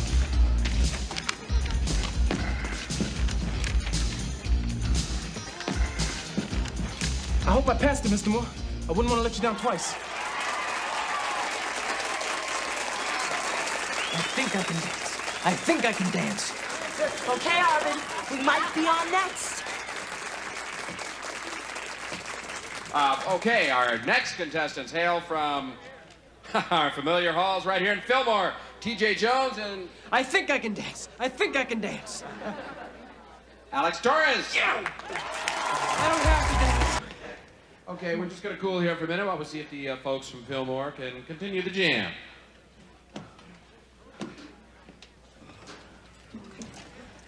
I don't believe this. What are we gonna do now? Come on, Arvin, just go out there and do it. You know the steps? Well, Fred Astaire danced with a coat rack and Gene Kelly with an umbrella, so continuing the tradition of men dancing with bizarre partners, once again, here's Fillmore's Alex Torres with Arvid Ingen.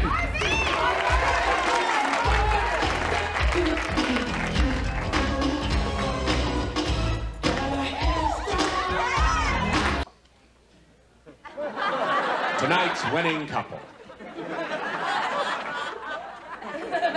Perhaps not. Come on, everybody, let's dance.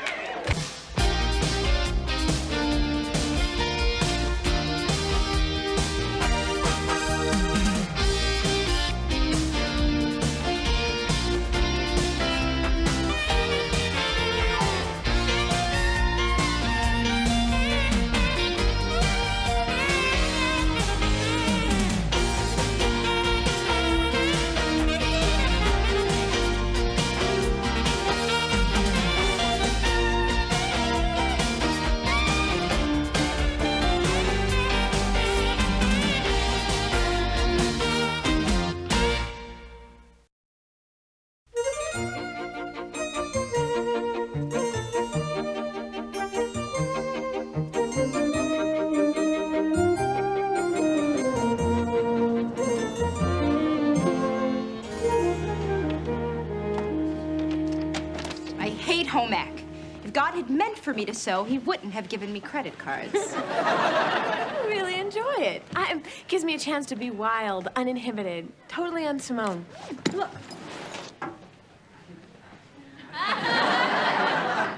Simone, that looks just like the dress you have on. Me? In yellow? Hey, Vicky, how'd your dress turn out? Yeah. Oh, I'm not really sure. Oh, come on, Vicky. It's show and tell time. What do you think? Well, Vicky, I think if you can find 3 matching gloves, you'll look fabulous. Fab, Vicky. Oh, that's not a sleeve, it's a turtleneck. Yeah, for a giraffe. Well, it just got out of hand. Why do I need to take home ec anyway? It's not like something I'm going to use later, like the de Broglie theory of wave particle mechanics. Vicky, I think I can help you out here. Give me a chance, Vicky. Look, how do you know I can't help you? Just 'cause I'm a guy? All right, I was being sexist. I don't know that you can't sew. I just have grave reservations. Yeah, will you just meet me in the home ec room after school, okay? Okay, I'll give you a chance.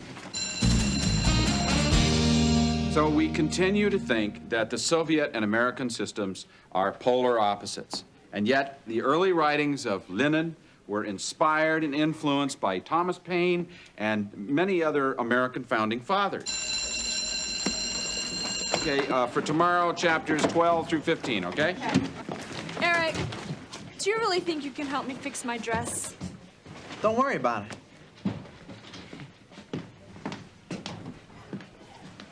whatever you do, don't fix those jeans. Don't worry about it. Eric, you have a little chat? Oh, sure, Mr. Moore. What's on your mind? Well, what's on my mind is what's on your mind. I mean, Vicky needs some help sewing, and suddenly you're winding your bobbin.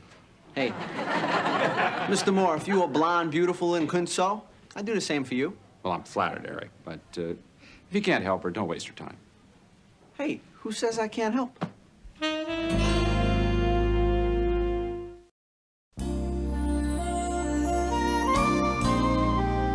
I never should have made this out of wool. All those poor little bald sheep walking around because of my vanity. Talk about bad karma. It's not that bad. No, how would you like to have all the hair shaved off your body? By candlelight. Eric, I really have to get this dress made. And I am here to help. Yeah, right. Look, step aside. Let's see. The first rule of sewing is to match the number of sleeves with the actual number of limbs. Otherwise, it's like buying a pair of hats. So we take this here, try to get like a straight cut. That's gonna it's gonna unravel now. It's no problem. You just have to whip stitch the cut ends. What stitch? Whip stitch. Hey, you really do know about this stuff. A little, but don't tell anybody. I understand. But how did you learn about sewing?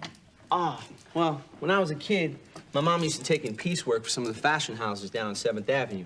She used to put me to work, you know, painting stuff, cutting patterns. I could do things with a pair of pinking shears that'll make your head swim. See, you just sew. You know, I like working this closely with you. Maybe when we're done here... No. You know what? Why don't we start all over, okay? Totally new fabric, new design, new everything. Okay? Let's see. You know how I see you? I see you in a gownless evening strap. I mean a strapless evening gown. Let's see. I could see it maybe hanging straight through here at a peplum. A peplum? Isn't that what babies eat? No, it's not. It's that thing that hangs down in the back. Like a pannier, you know? That's not you. You know what? How about a Russian gypsy outfit? Made out of velvet. Yeah, a black velvet bolero jacket with some lace inserts, maybe some epaulettes with pom-pom fringe. You know, I thought you just called me in here to hit on me. I'm thinking here. How about a bubble skirt? Yeah, a bubble skirt made out of gold with some black brocade and I'll trim it with some bullion and bugle beads. This'll be great. Trust me, okay?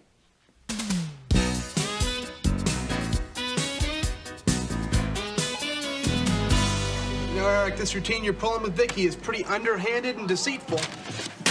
Good work. I can't believe you pulled it off this long. You've had her going for days. Yeah, I mean, pretending to help her with her sewing project. What a concept. What a scam. What a man. Wait. Unless he really is sewing. Oh, yeah, we didn't think of that. Me? So? No way. What makes you say that? Hey, here she comes. Hi, guys. Oh, Eric, I thought you were going to put the stretch lace on my hem. Yo, guys, could you excuse me? This is a little personal here. Stretch lace problem. What's with them? Nah, you know guys. Yeah, that's why I like you. You're different. Maybe not that different. You know what I mean. I feel really comfortable with you. You know, I get the feeling that this could turn into something more than just a friendship. Yeah? Yeah. I gotta get going. See you this afternoon. Bye, Eric. Hi, Vicky. Hi. How's the home ec project coming? Great. Eric has been a big help. He's done all the sewing.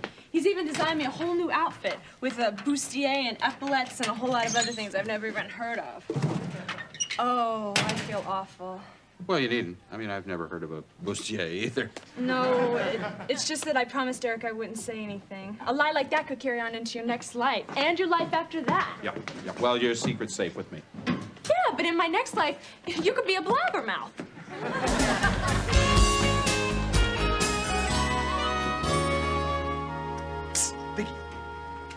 Eric, you ready to go work on my dress? Shh. I finished it myself at lunch. Couldn't stop myself. I went on a bead binge. I guess you can't string just one, huh? That was a dress joke, Vicky. Forget it. Eric, this is beautiful. Put it away, and for God's sakes, don't muss it. But I can't believe how great this dress is. It's sure to win the competition. Excuse me? Competition? The Junior Fashion Festival. My home ec teacher is going to enter the best dress from the school. This one is sure to win. No kidding. That'd be great. You know what? If this does win anything, you take all the credit.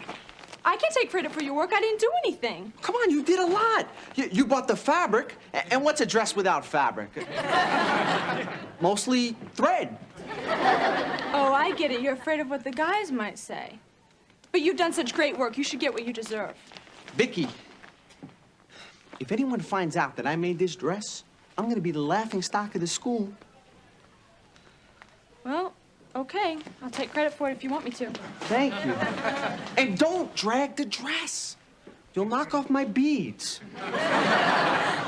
They're very delicate.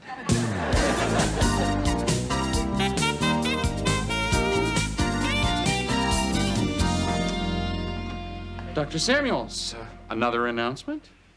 No, I'm here because I miss you. Of course I have an announcement. Gang, one of your very own has been selected to compete in the city's Junior Fashion Festival. Vicky Amory, let me be the first to congratulate you, dear.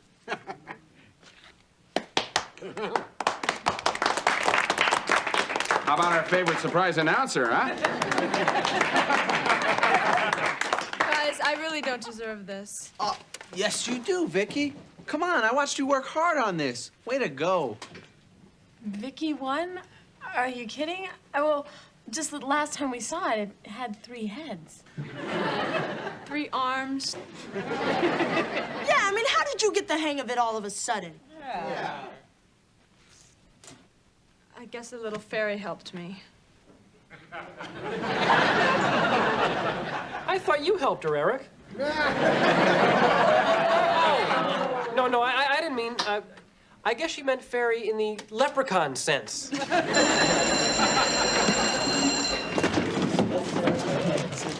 Mr. Moore. Here, Mr. Moore. I really need to talk to you, Mr. Moore. Yeah, I know. What am I gonna do? I promised Eric I wouldn't tell anybody. Well, that's Eric's problem. You have a different problem. I do? Yeah. It seems you cheated on a home ec project. You're right. It was cheating, wasn't it? I never really thought of it that way. So what are you going to do now?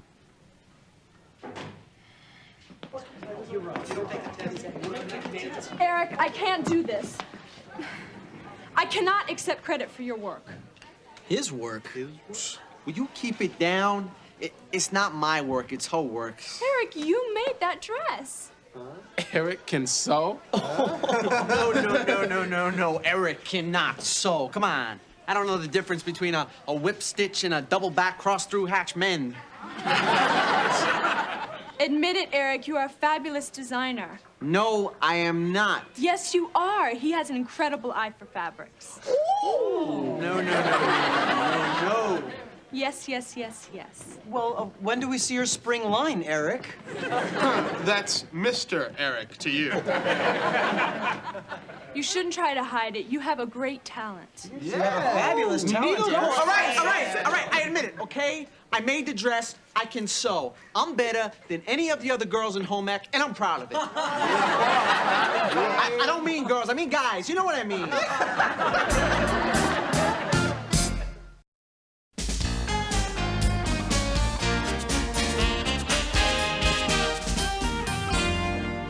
Oh, hey, Eric. I didn't get a chance to congratulate you on the fashion contest. Yeah, gee, Eric, you must be very secure in your masculinity to be able to express your sensitive side so effeminately. I'm not sensitive, okay? Yeah, guys, you only did it to hit on Vicky. Hey, Eric, Vicky must be very special to you. That's so sweet. Hey, I'm not sweet. Read my lips. I am not sweet. Eric, where's Eric? Sarah and I need you to settle an argument for us. Now, I wanted to buy a Pepito fringe, but Sarah says that the poof is making a comeback. What do you think? About what? Pepito or poof? Either, both. I don't care. I don't want to talk about it. Gosh, if he feels that strongly about it, they're probably both passé. Yo, Eric, can you suggest an outfit that I can wear from Metal Shop to a date with just a change of accessories? Look, will you all just leave me alone? I don't want to talk about it. Thank you. What's wrong with you? Well, what's the problem here? I don't know. We were just talking, and all of a sudden, Eric had a hissy fit. All right, that's it, man. Hey, Harry, come on. Hey, please, sit down. Thank you.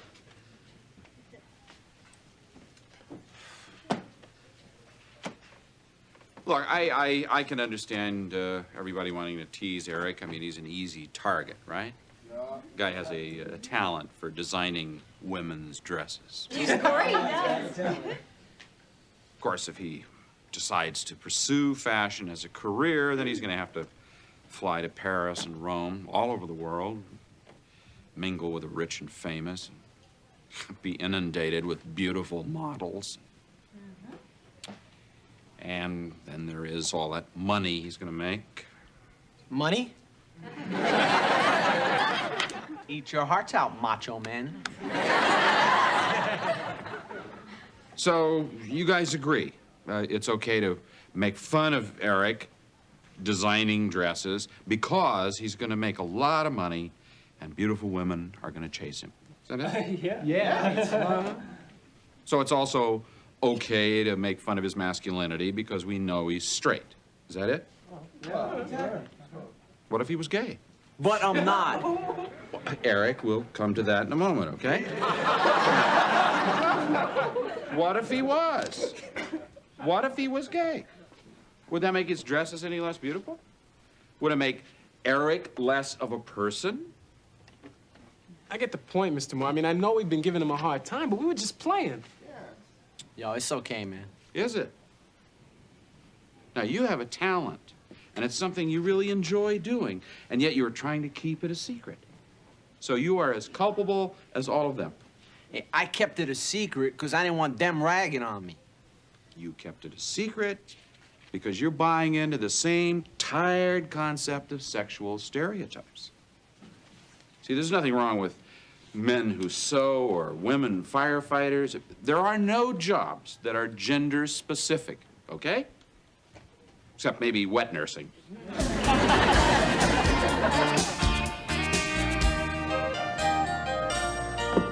Eric, I have great news. Watch it, Vicky. You're stirring up dust bunnies. Listen, this afternoon, I'll need you for some alterations. And tomorrow, make sure you're at the Hotel Pierre by noon. I'll need at least an hour for the final fitting. No, I cannot model your dress for you tomorrow. I have to finish my home ec project. That's the great news. I asked my home ec teacher, and she said that as long as I turn the assignment in by Monday, she won't flunk me.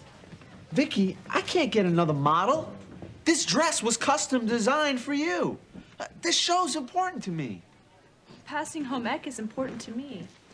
Will you forget about that tired high school home ec project? I helped you. Now you're not going to help me? Vicky, do you have any idea what this could do to a person's karma? I'll be there. Hey, Mr. Moore. You know, I got to thank you. Before, I was really embarrassed by this whole thing. But now, I see how much money there is in the rag business. Oh, and I said that? Not in so many words. I thought you wanted to be a writer. I do. This is just a one-shot deal. Look, I show my dress, right? Someone big sees it. They're gonna sell it worldwide. Even if I only get $1 a unit, I'm gonna be rich. And then I can write in leisure. Eric, it takes years of training to become a successful designer. It's like anything else. It takes years of hard work to make it look as easy as it looks. This is different. I don't think so. It is. Look, this comes easy to me. So why shouldn't I capitalize on it? Look, who knows, Mr. Moore? I may be a genius.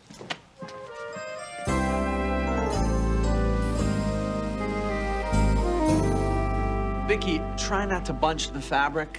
Okay, okay, Eric. What are you doing? I'm sitting. Well, don't. You'll wrinkle. Excuse me, Mr. Genius. When is this thing gonna be over? I have a home ec project to sew. Not to mention my physics homework, my English lit, and my calculus. Look, relax. I'll be right back, okay? Hi, Vicky. Hi, Mr. Moore, I am so glad that you're here. Oh, got a few butterflies, I guess. I do. Oh, it's great, isn't it? I love fashion shows. The glamour, the excitement. Where's the dip? If you mean Eric, he's over there, I mean the food. down the hall. That is such a fabulous dress. It's so professional. It has the panache of an Ungaro and yet the quiet authority of a Chanel. Yeah. Look, I'm hungry. Let's go. Huh? Come on. You look really nice. Hey, Mr. Moore. Vicky, please do not cross your arms. You're gonna crush the velvet. And listen, one other thing. I've been observing some real models, and well, they walk with kind of a slouch, you know, kind of like this. Okay? See if you could do that, because it will de-emphasize your bodice and put more emphasis on my outfit. The dip. No, slouch. Sorry, Mr. Moore, it's nuts around here. No, I understand, Eric. Certainly looking very au courant. What are you saying? I'm effeminate? No, it's okay, because I'm fine with that. Look, I know you're frustrated here. It's your first dress, your first fashion show, and, well, there's a lot of pressure. But I don't think you have to take it all out on Vicky. After all, this did get started because you wanted to make sure she liked you. Mr. Moore, this is way bigger than me and Vicky. I don't think so. Look, no offense, but I think you're a little out of your league here, Mr. Moore. I mean, in the classroom, hey, wisdom like Solomon. But this is the fashion world, Mr. Moore. It's a whole new ball of wax. Yeah, just to watch and learn, huh? Exactly. Vicky, please rise. Now, all you have to do is smile and be a walking coat rack. I am not a walking coat rack. I'm a human being. And I'm sick and tired of you telling me how to walk, talk, sit, breathe, how not to sit, and how to slouch. Yes, but you're wearing my dress. Your dress? This whole thing started out as my project. Yes, but it's my dress. It's got my imprint. It's got my style. Yeah? Well, now it's got my style. Look what you did to my dress. No, my dress. Mr. Moore, do something. I'm watching and learning. What? She's destroying my dress. No, my dress. No, my dress. Who are you? I'm Max Benedetto, president of Princess Morningstar Dresses, and you, Cupcake, are wearing one. Oh, that's my dress. I made it. Who are you? Mr. Eric. Let me tell you something, Mr. Eric. That dress is my Russian gypsy model 476 winter line of 81. Excuse me, maybe I can inject a note of sanity into this. Who are you? I'm Mr. Charlie. And Eric here is one of my high school students. Now, this dress started out as a class project, and, well, I'm sure that if he accidentally copied your design, he's got a logical explanation for it. Is that correct, Mr. Eric? 1981 Russian gypsy outfit? My mom must have made 100 of those when she was taking in piecework for Princess Morningstar. I can understand how this could happen, kid. You know, you're not a bad knockoff artist. Come and see me when you graduate. In the meantime, if you ever rip me off again, I'll break your kneecaps. Nobody messes with Princess Morningstar. Hmm? Nice chatting with you, Mr. Charlie. Ciao.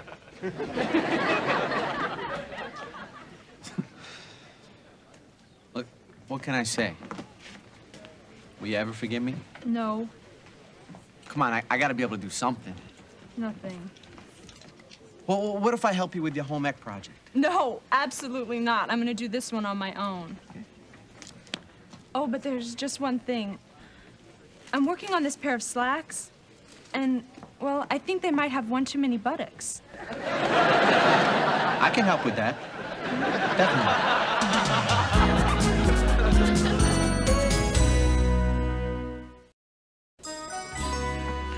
You'll never guess what happened. We met Mr. Blackwell, and he gave Dr. Samuels a few fashion tips. He said I look like a recycling bin with lapels. Ciao, kids.